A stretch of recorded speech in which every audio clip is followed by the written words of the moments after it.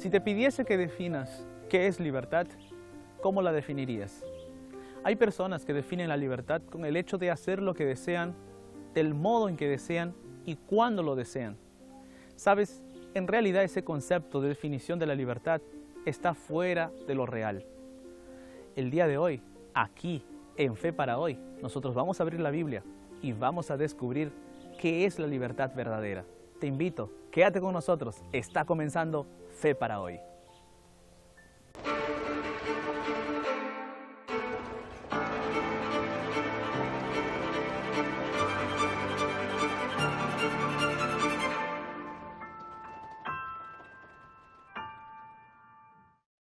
Antes de continuar el programa del día de hoy, tengo para ti un regalo especial. Este es el DVD El sentido de la fe, no te lo puedes perder. Fue creado, fue elaborado para que tú puedas desarrollar tu fe.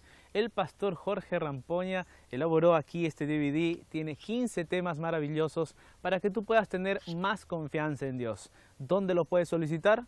A través de nuestra página web y a través de nuestro número de WhatsApp. Vamos por la página web. Puedes encontrarnos en www.estudielabiblia.com y también a través de esa página web puedes estudiarlo de forma online, ver los videos, responder las preguntas y recibir tu certificado digital. Pero también puedes solicitarlo a través de nuestro número de WhatsApp más 55 12 98 100 14 60. No te lo pierdas, pídelo ya.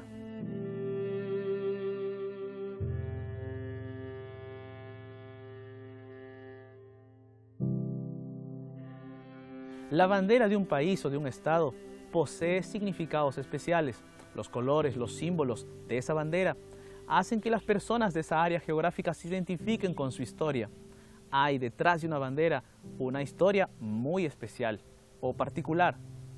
En los estados de Brasil también tienen banderas que contienen ese significado histórico que está siempre recordando a las personas que viven en esos estados su origen. En particular, el día de hoy, quiero hablarte acerca de la bandera del estado de Minas Gerais. ¿Por qué esa bandera tiene algunos rasgos particulares?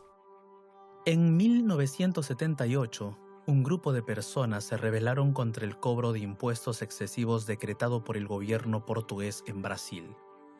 De manera más específica, el grupo lideró el movimiento conocido como la Inconfidencia Minera. El movimiento no aceptaba cobranzas por el quinto real, es decir, el 20% de todo el oro hallado en Brasil debería pagarse como impuesto a la corona portuguesa, y también no aceptaba la cobranza por la derrama. La derrama era cuando el quinto real no alcanzaba las 100 arrobas de oro, el gobierno portugués tenía el derecho de sustraer más oro de los mineros hasta completar el 20%. Teniendo como líderes a Joaquín José da Silva Xavier, llamado el Tiradentes, los inconfidentes planificaban separar Minas Gerais, un estado del Brasil, de la corona portuguesa, pero delataron el movimiento y el gobierno de Portugal lo desarticuló con violencia. Uno de los símbolos del movimiento fue la bandera, que acabó convirtiéndose en la bandera del estado de Minas Gerais. La bandera de Minas Gerais está compuesta por un triángulo rojo sobre un fondo blanco, rodeado por la expresión latina Libertas quae sera tamen, lema de la Inconfidencia Minera, que significa libertad aunque sea tardía. La bandera actual del estado de Minas Gerais fue sustituida por la Ley 2793 del 8 de enero de 1963 y sancionada por el entonces gobernador José de Magallanes Pinto. El triángulo remite a la Santísima Trinidad y lo propuso Joaquín José da Silva Xavier, el Tiradentes, uno de los participantes del movimiento de la Inconfidencia que buscaba la liberación de la corona portuguesa. La frase en latín la propuso Alvarenga Peixoto, otro inconfidente, y la había tomado de un versículo del poeta romano Virgilio. La libertad es el tema de la bandera y era el ideal de ese movimiento. En realidad, todos nosotros deseamos ser libres. No es solamente un área geográfica o un grupo humano el que desea tener libertad. La libertad es una característica de la humanidad.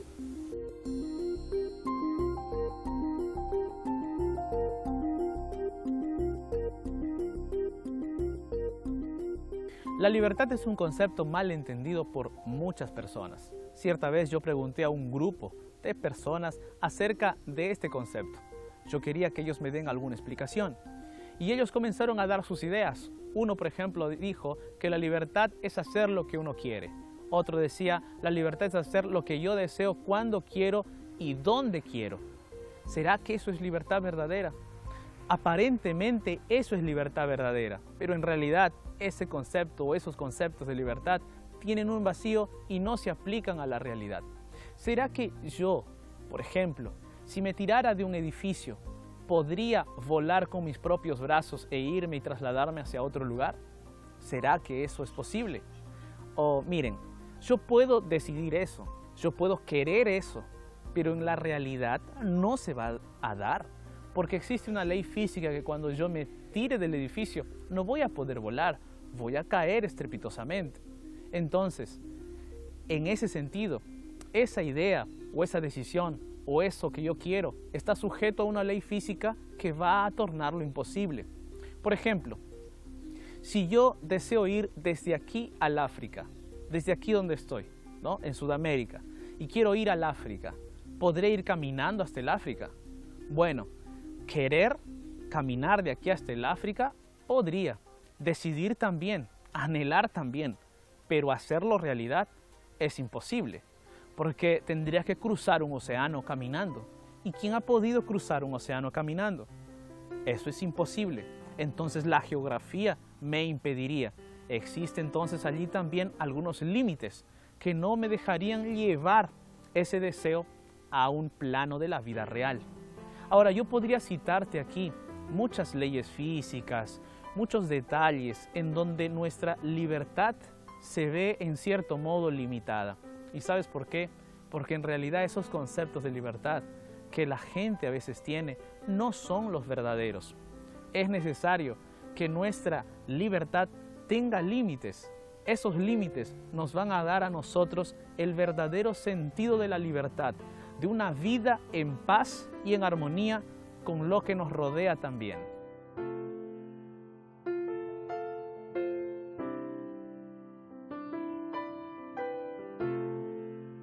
Como ya te expliqué hace un momento, la libertad tiene límites, porque si no uno podría hacer aquello que parece irracional. Pero, como te expliqué, existen esos límites que hacen que nosotros podamos pisar la realidad. En ese sentido, nosotros podemos ver que nuestra vida está sujeta a leyes. Ahora, es interesante notar que Dios también tiene leyes. Ahora, esas leyes que Dios nos ha dado no son para limitarnos, para encadenarnos, para aprisionarnos, sino para que nosotros podamos vivir en una libertad saludable, en una libertad positiva. Hay personas que no han vivido en esa libertad de Dios e infelizmente han caído presas de sus adicciones, presas de sus problemas, presas de las situaciones y vicios de este mundo, pero aún para ellos hay libertad. Dios nos colocó parámetros también, nos colocó límites, nos colocó leyes, pero esas leyes no son para restringir nuestra libertad, sino para que nosotros podamos vivir en una libertad verdadera y en una libertad saludable. El día de hoy yo quiero estudiar contigo una historia que nos va a ayudar a explicar un poco más este detalle. Vamos a leer en la Biblia la historia de Simei.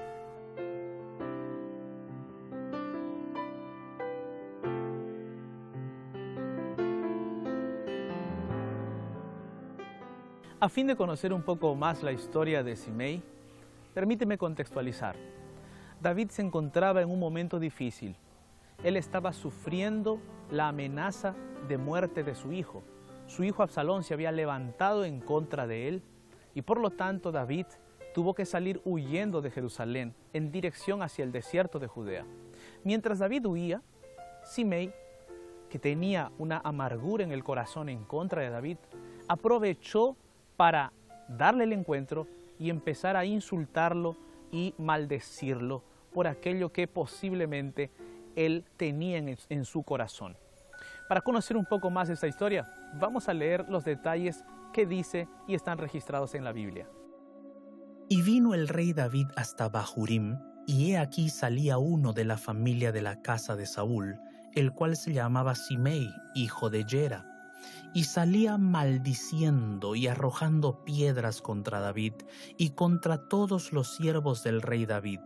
Y todo el pueblo y todos los hombres valientes estaban a su derecha y a su izquierda, y decía Simei maldiciéndole: fuera, fuera, hombre sanguinario y perverso, Jehová te ha dado el pago de toda la sangre de la casa de Saúl, en lugar del cual tú has reinado. Y Jehová ha entregado el reino en mano de tu hijo Absalón, y hete aquí sorprendido en tu maldad, porque eres hombre sanguinario. Entonces Abisai, hijo de Sarbia, dijo al rey: ¿por qué maldice este perro muerto a mi señor el rey? Te ruego que me dejes pasar y le quitaré la cabeza. Y el rey respondió: ¿qué tengo yo con vosotros, hijos de Sarbia? Si él así maldice, es porque Jehová le ha dicho que maldiga a David. ¿Quién pues le dirá: ¿por qué lo haces así? Y dijo David a Abisai y a todos sus siervos: he aquí mi hijo que ha salido de mis entrañas acecha mi vida. ¿Cuánto más ahora un hijo de Benjamín? Dejadle que maldiga, pues Jehová se lo ha dicho.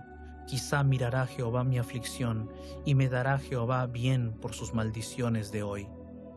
Y mientras David y los suyos iban por el camino, Simei iba por el lado del monte delante de él, andando y maldiciendo, y arrojando piedras delante de él, y esparciendo polvo, y el rey y todo el pueblo que con él estaba llegaron fatigados y descansaron allí. Esta es la primera vez que aparece el nombre de Simei en el registro bíblico. Aunque no tenemos muchas evidencias, nosotros podemos destacar algunos detalles sobre él.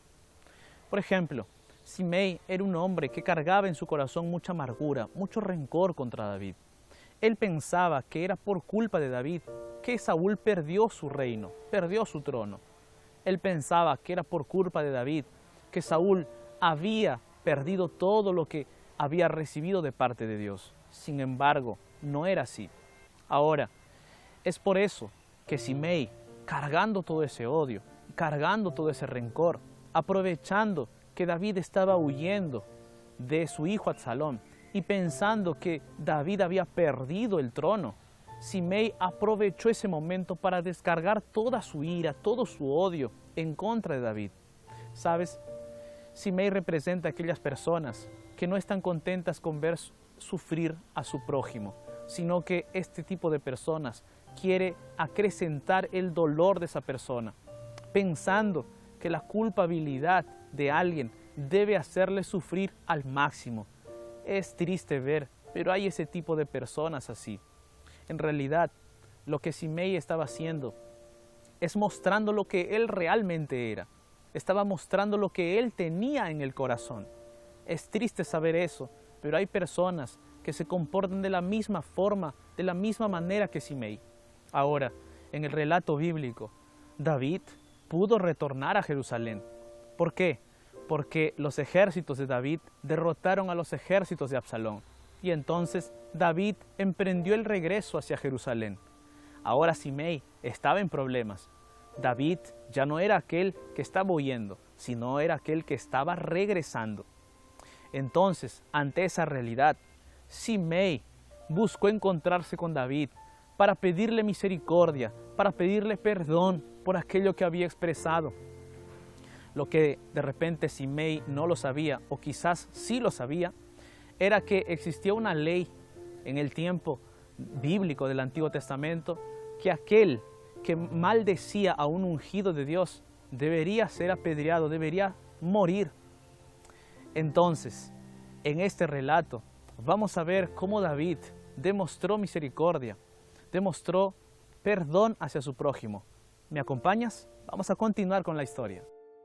Y Simei, hijo de Gera, hijo de Benjamín, que era de Bahurim, se dio prisa y descendió con los hombres de Judá a recibir al rey David, Con él venían 1000 hombres de Benjamín, asimismo Siba, criado de la casa de Saúl, con sus 15 hijos y sus 20 siervos, los cuales pasaron el Jordán delante del rey, y cruzaron el vado para pasar a la familia del rey y para hacer lo que a él le pareciera. Entonces Simei, hijo de Gera, se postró delante del rey cuando él hubo pasado el Jordán. Y dijo al rey: no me culpe mi señor de iniquidad, ni tengas memoria de los males que tu siervo hizo el día en que mi señor el rey salió de Jerusalén. No los guarde el rey en su corazón, porque yo tu siervo reconozco haber pecado, y he venido hoy el primero de toda la casa de José para descender a recibir a mi señor el rey. Respondió Abisaí, hijo de Sarvia, y dijo: ¿no ha de morir por esto Simei, que maldijo al ungido de Jehová? David entonces dijo: ¿qué tengo yo con vosotros, hijos de Sarvia, para que hoy me seáis adversarios? ¿Ha de morir hoy alguno en Israel? Pues no sé yo que hoy soy rey de Israel. Y dijo el rey a Simei: no morirás. Y el rey se lo juró.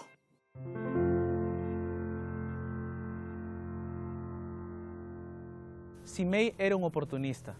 Cuando vio que la realidad estaba adversa hacia él, corrió para buscar el perdón y la misericordia de David. Buscó adular a David. Y, según el relato bíblico, dice que Simei corrió y se arrojó a los pies de David, suplicando el perdón y su misericordia. Ahora, nosotros vemos ahí, en este relato bíblico, cómo David le demostró ese perdón, cómo David le demostró misericordia. Es posible que David estaba aún con los efectos de la misericordia y el perdón que Dios le había otorgado a él por haber cometido un error gravísimo con Betsabé. Entonces, esa misericordia que David recibió es la misma misericordia que él también concedió a Simei. Es interesante observar este asunto porque, mis amigos y amigas, ni David ni Simei eran merecedores del perdón y de la misericordia de Dios. Pero Dios les otorgó a los dos esa misericordia. Pero es también interesante observar en esta historia cómo es que la misericordia que David recibió de Dios, él también la extendió hacia Simei. Nosotros también podemos hacer lo mismo. Nosotros también deberíamos hacer lo mismo. Ni tú ni yo somos merecedores del perdón de Dios. Ni tú ni yo merecemos la salvación. Tú y yo somos pecadores. Y de la misma manera que David o Simei, necesitamos de la gracia y la misericordia de Dios. Y cuando Dios nos perdona, y cuando Dios nos demuestra su misericordia, debemos también nosotros extender esa misericordia a los demás, extender ese perdón a aquellos que lo necesitan. En la historia, nosotros podemos ver que David reinó aún por varios años, pero al final de sus días, cuando ya él se estaba despidiendo, llamó a su hijo Salomón para que él pueda darle algunos consejos, ya que el nuevo rey sería él. Es en ese contexto que aparece otra vez el nombre de Simei. Llegaron los días en que David había de morir, y ordenó a Salomón su hijo diciendo: yo sigo el camino de todos en la tierra, esfuérzate y sé hombre.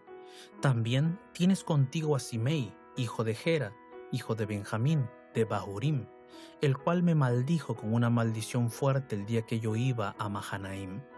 Mas él mismo descendió a recibirme al Jordán, y yo le juré por Jehová diciendo: yo no te mataré a espada. Pero ahora no lo absolverás, pues hombre sabio eres, y sabes cómo debes hacer con él, y harás descender sus canas con sangre al Seol. Y durmió David con sus padres, y fue sepultado en su ciudad. Los días que reinó David sobre Israel fueron 40 años, 7 años reinó en Hebrón, y 33 años reinó en Jerusalén. Y se sentó Salomón en el trono de David su padre, y su reino fue firme en gran manera. En otras palabras, David le advirtió a su hijo Salomón a que tuviese cuidado de Simei, porque Simei era un hombre oportunista, un hombre que simulaba sus sentimientos, sus emociones, simulaba su vida y le gustaba ganar ventaja de las situaciones. Tiempo después, cuando Salomón ya estaba organizando su reino, él mandó llamar a diversas personas para dialogar y conversar y dar algunas órdenes. Dentro de ese grupo estaba Simei. Simei pensó que iba a escuchar su sentencia de muerte, pero fue sorprendido porque Salomón le dio otras alternativas de vida y Salomón expresó otras palabras y otros pensamientos con respecto a la vida de Simei.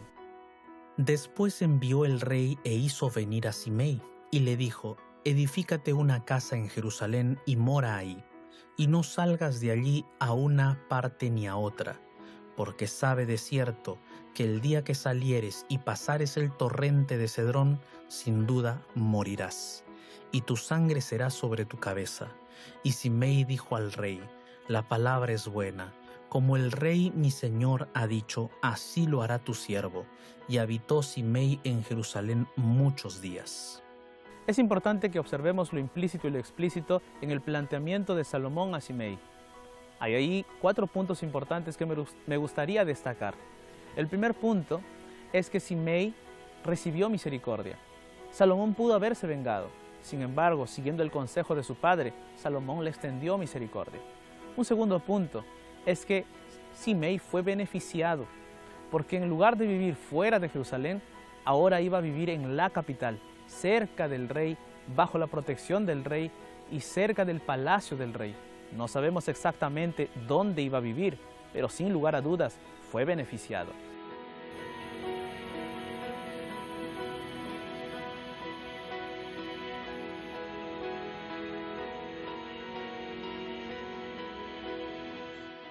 Un tercer punto es que Simei ahora viviría bajo la protección del rey.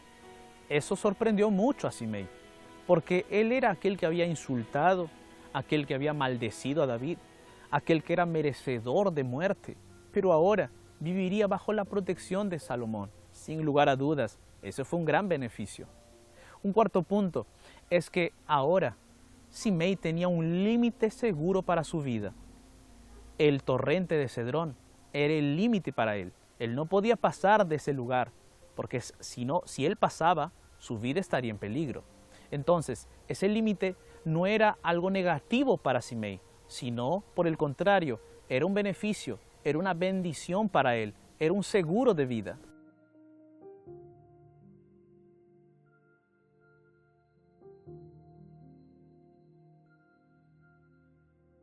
Simei se quedó en Jerusalén viviendo bajo la protección del rey. Simei ahora estaba siendo más beneficiado que antes en su vida. El único límite que él tenía era el torrente de Cedrón. Sin embargo, él tomó a la ligera esos límites y eso le trajo consecuencias terribles. Pero pasados 3 años, aconteció que 2 siervos de Simei huyeron a Aquis, hijo de Maaca, rey de Gat, y dieron aviso a Simei diciendo: he aquí que tus siervos están en Gat. Entonces Simei se levantó y ensilló su asno y fue a Aquis en Gat para buscar a sus siervos. Fue pues Simei y trajo sus siervos de Gat. Luego fue dicho a Salomón que Simei había ido de Jerusalén hasta Gat y que había vuelto.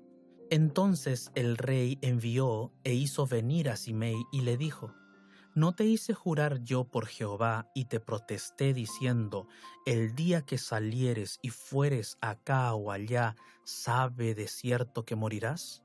Y tú me dijiste: la palabra es buena, yo la obedezco. ¿Por qué pues no guardaste el juramento de Jehová y el mandamiento que yo te impuse? Dijo además el rey a Simei: tú sabes todo el mal, el cual tu corazón bien sabe, que cometiste contra mi padre David. Jehová pues ha hecho volver el mal sobre tu cabeza, y el rey Salomón será bendito, y el trono de David será firme perpetuamente delante de Jehová.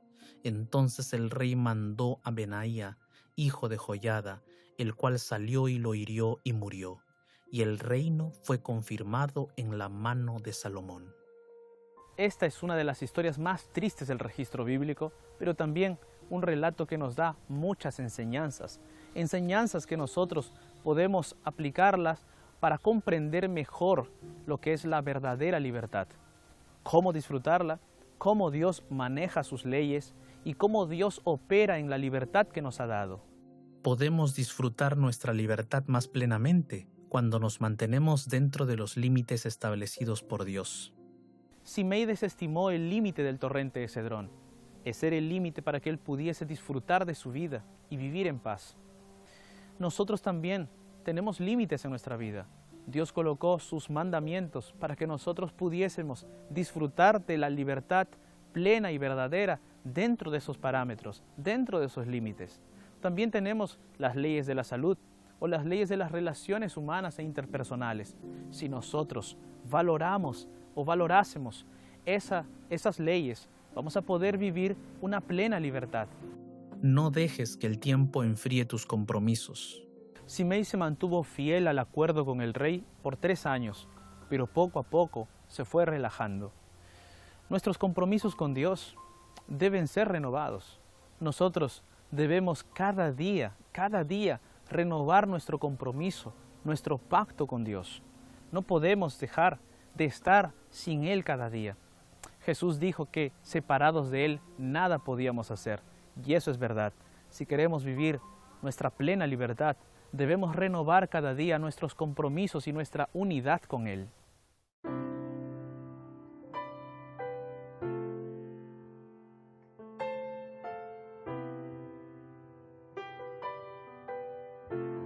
Simei no murió injustamente. El rey Salomón le recordó todas las injusticias que él había realizado.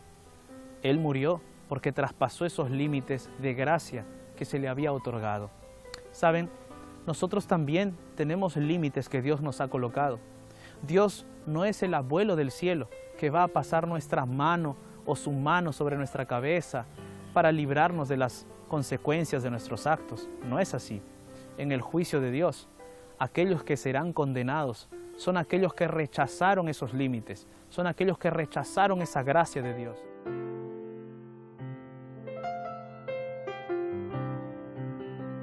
La historia de Simei nos muestra que para vivir la plena libertad debemos vivir dentro de los límites que Dios nos ha colocado. El límite del torrente de Cedrón que Dios ha colocado en tu vida, ese es el límite que tú no debes traspasar. Los mandamientos, las enseñanzas y los principios de Dios en su palabra son para que tú seas feliz, para que tú encuentres esa libertad plena y esa paz en tu corazón. ¿Y cómo podemos obedecer eso? Solo cuando nos acercamos a la palabra de Dios cada día, solo cuando nos refugiamos en Él, podemos comprender su infinito amor a través de sus principios y de sus órdenes también. Por eso el día de hoy yo te invito para que tú te aferres más de Dios, para que tú abras más la Biblia, para que tú ores a Él y hables con Él. De esa manera vas a poder comprender cuáles son sus límites de amor que Él le ha colocado a tu vida para que tú seas libre de verdad.